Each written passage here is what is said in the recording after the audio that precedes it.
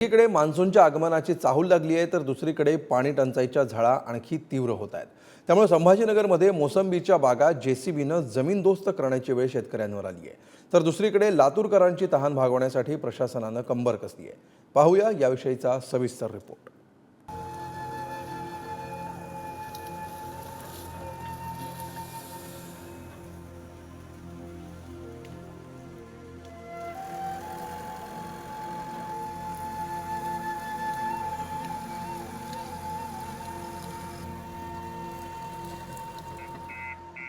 नाईलाज झाला। परिस्थिती समोर गुडघे टेकावे लागले।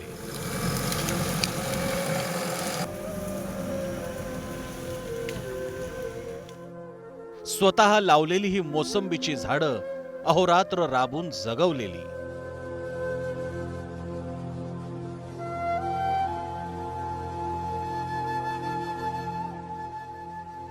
आसमानीशी दोन हात करत ही बाग जगवण्यासाठी सर्व प्रयत्न केले। आता हाती काहीच उरणार नसल्याचा अंदाज येऊन सुद्धा पैसे खर्चून मागवलेल्या टँकरचं पाणी पाजलं। निसर्गापुढे हतबल होत मनावर दगड ठेवत अखेर जेसीबीनं बाग जमीनदोस्त करण्याची वेळ आली।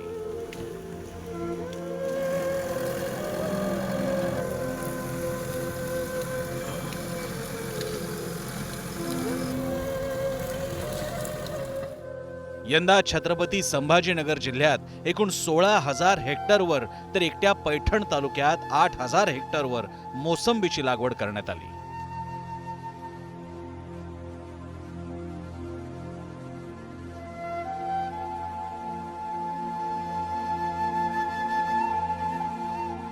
आमच्याकडे ऑगस्टपासून पाऊस कमी झालेला आहे, त्यामुळं आमचे झाडं मोसंबी वगैरे सगळं जळून चाललेलं आहे।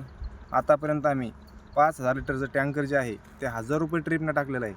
आतापर्यंत माझ्या ह्या बगीचाला 350 ट्रिप टाकले आहेत। 350 ट्रिप टाकूनही हे जे आमचे झाडं आहे हे आता वाळूनच जाणार आहे। यासाठी सरकारने कमीत कमी 50,000 रुपये हेक्टरी अनुदान हे आम्हाला दिलं पाहिजे। परिस्थिती जवळपास आता पाणी तर विहिरीमध्ये तर प्यायला सुद्धा पाणी नाही आहे, पण आता हे असंच इकडून तिकडून जनावरांसाठी भागावं लागतं। याच्यामध्ये शासनाने आता जनावरांची सोय वगैरे करायला पाहिजे, पाण्यासाठी चारा छावणी वगैरे असं काहीतरी। यंदा फळधारणा चांगली होती, मात्र पाणी टंचाईच्या झळा बसू लागल्या। अपुऱ्या पावसामुळे नदी नाले वेळेआधीच कोरडे ठाक पडले।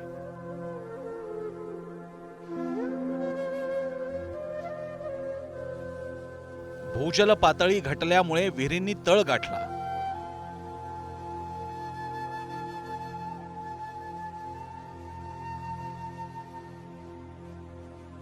डोळ्यांसमोर मोसंबीची बाग होरपळताना पाहून अगदी टँकरनं सुद्धा पाणी दिलं गेलं। मात्र इतकं सगळं करूनही पदरी 1.5-2 लाख रुपयांचं नुकसान झालं। शासनानं अनेक पिकांना विमा संरक्षण दिलंय, फळबागांच्या ठिबकसाठी सबसिडीतून अनुदान दिलं जातं, मात्र मोसंबी उत्पादक शेतकऱ्यांना ना अनुदान ना सबसिडी दिली जाते।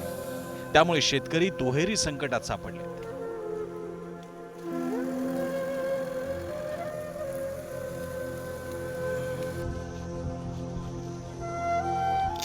दुसरीकडे लातूर जिल्ह्याला वरदान ठरलेल्या मांजरा नदीसह जिल्ह्यातील बहुतांश मध्यम आणि लघु प्रकल्पांमध्ये यंदा अपेक्षित पाणीसाठा झालाच नाही।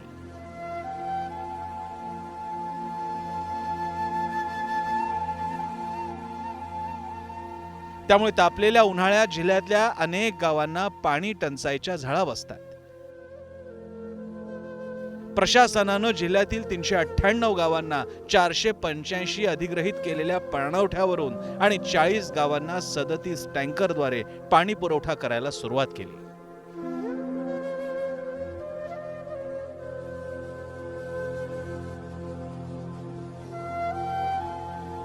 टंचाई आराखड्याचं पूर्णतः या ठिकाणी अंमलबजावणी होत आहे। आम्ही ऑक्टोबर नोव्हेंबर पासूनच कमी पावसाळा झाल्यामुळे या ठिकाणी दूरगामी अशा उपाययोजना केल्या होत्या, ज्यामुळे रोटेशन वाढवणे, लोकांना काटकसरीने पाणी पुरवठ्याचा वापर करणे, अवैध मोटारी जप्त करणे, अशा काही त्याच्यामध्ये उपाययोजना होत्या.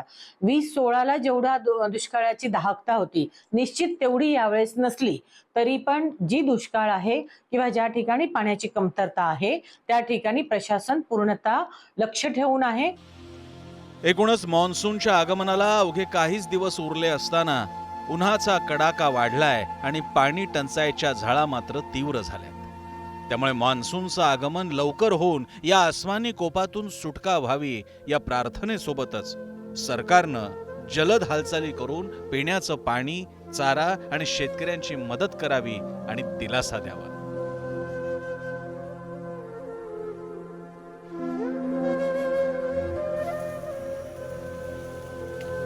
संभाजीनगरहून सचिन जिरे, लातूरहून श्रीराम जाधवसह रशीद इनामदार, पुढारी न्यूज.